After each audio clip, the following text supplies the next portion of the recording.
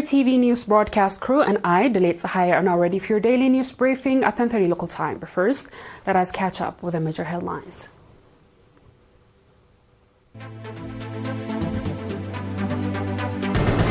Ministry of Agriculture holds annual activity assessment meeting. Annual activity assessment meeting of the NEWDV was conducted. Trump confirms plans to hit neighbors with 25% tariffs. Hungary may veto renewal and restriction of the new economic damage has suffered persistence. On our local news, the Ministry of Agriculture conducted its annual activity assessment meeting to review the achievements of 2024 and discuss the implementation of 2025 programs on 29th and 31st January in Asmara. The meeting was attended by heads of various departments within the ministry, regional branches, and stakeholders. At the meeting, it was reported that due to the abundant rainfall and coordinated efforts, over 414,000 acres of land were cultivated. This included over 38,000 acres of various crops and around 60,000 acres of oilseed crops, representing a 138% increase in compared to previous year. Regarding to fruit and vegetable farming, the report indicated that approximately 67 tons of fruits and over 182 tons of vegetables were harvested. Additionally, commendable progress was noted in poultry and beekeeping activities. The report also highlighted significant achievement in soil and water conservation. Conservation measures were implemented on about 53,000 acres of land, with renovation activities conducted on 6,000 acres. Furthermore, over 1 million acres of terraces were constructed and approximately 100,000 cubic meters of existing terraces were renovated. A total of 24 microdams have been constructed, with 22 more currently under construction. The area of livestock health, over 1 million animals were vaccinated, leading to significant reduction in livestock mortality rate. Activities to control tree locust infestation were conducted across 770,000 acres of land, with active control measures implemented on 34,000 acres. Reports also presented a regulatory activity, agricultural research, livestock and seed health laboratories, administration and finance, legal and audit services, the strategic agricultural information system, and promotional efforts. The participants engaged in extensive discussion on the reports and adopted various recommendations.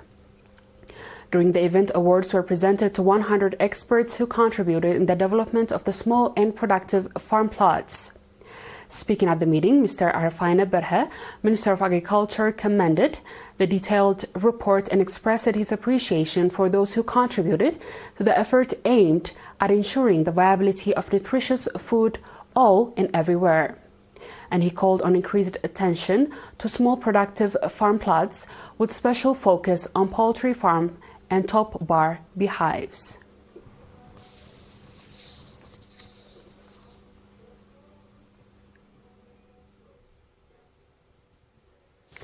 The National Association of Eritrean War Disabled Veterans Central Committee conducted its annual assessment meeting on Asmara on 31st January.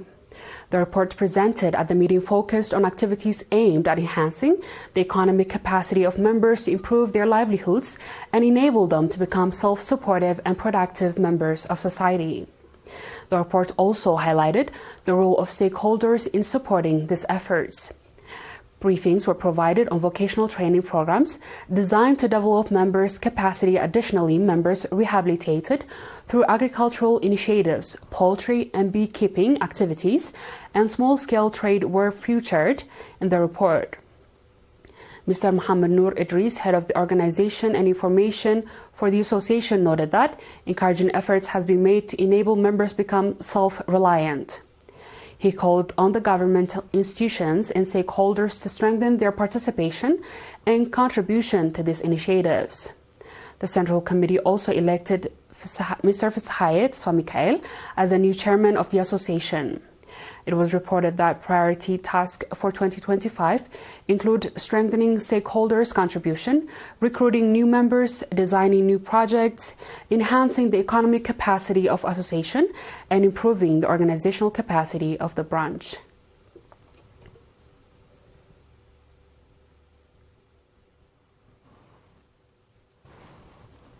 Dear viewers, we'll be back with the international news shortly. Just stay tuned.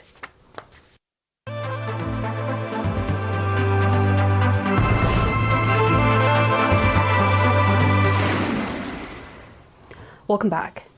The U.S. will impose tariffs of 25% on imports from Canada and Mexico as soon as February 1st, U.S. President Donald Trump has said.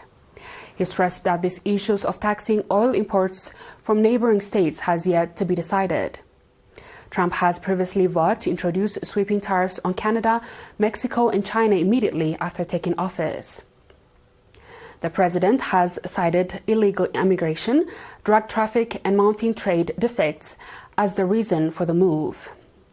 In November, Mexico's economic minister Marcelo Ebrard was the new tariffs would significantly impact the U.S. automakers operating in the country. During the latest conference, Trump noted that his administration was considering new tariffs on Chinese goods as well, citing the country's alleged role in production of the fentanyl. Trump has threatened 10% import tax on all Chinese products on top of the tariffs on nearly $370 billion worth of imports from China introduced by his government in 2018-2029. Triggering a nearly year trade war with Beijing. In November 2023, U.S. then-President Joe Biden and Chinese leader Xi Jinping agreed Beijing would stem the efforts to items related on the production of the period. Hungarian Prime Minister Viktor Orban has renewed calls on the EU to lift its sanction on Russia in order to align on the bloc's policies with the U.S. government. Budapest has long cited Brussels' approach in the Ukraine conflict as being incapable of ending hostiles and damaging the bloc's members' state. On Monday, the EU extended its existing sanctions until the end of July. Hungary refrained from blocking the measures despite its declared opposition. In a weekly interview with the state-owned Kossuth Radio, Orban said Budapest has considered the position of other members of the economic bloc who favor the restrictions imposed on Russia in response to the escalation of the Ukraine conflict in 2022. Budapest has been measured that the matter would address, the Prime Minister explained, which contributed to its decision on Monday not to block the sanctions. The Hungarian leader compared the EU's approach with that of the newly inaugurated U.S. President Donald Trump. Washington is pursuing the policy of peace while Brussels opts for war, Orban pointed out.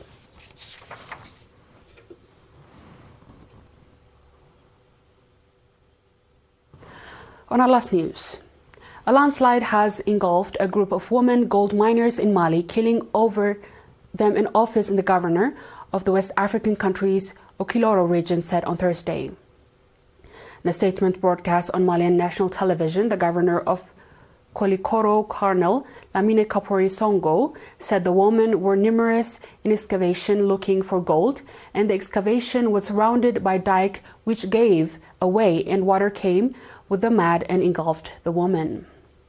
The governor's office said the landslide at the Arsenal gold mine in southern Mali happened on Wednesday.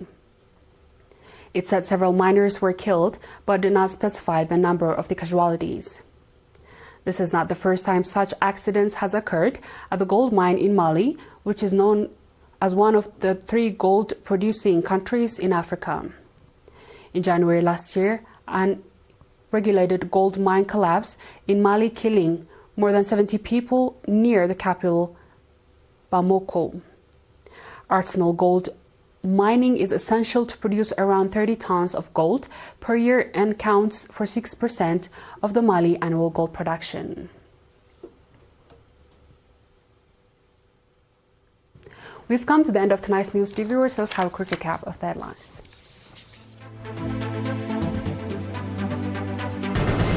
Ministry of Agriculture holds annual activity assessment meeting. Annual activity assessment meeting of the NEWDV Central Committee. Trump confirms plans to hit the neighboring with 25% tariffs. Hungary may veto renewal restrictions of the economic damage that has suffered persists. That is all for tonight. Thanks for watching and have a good night.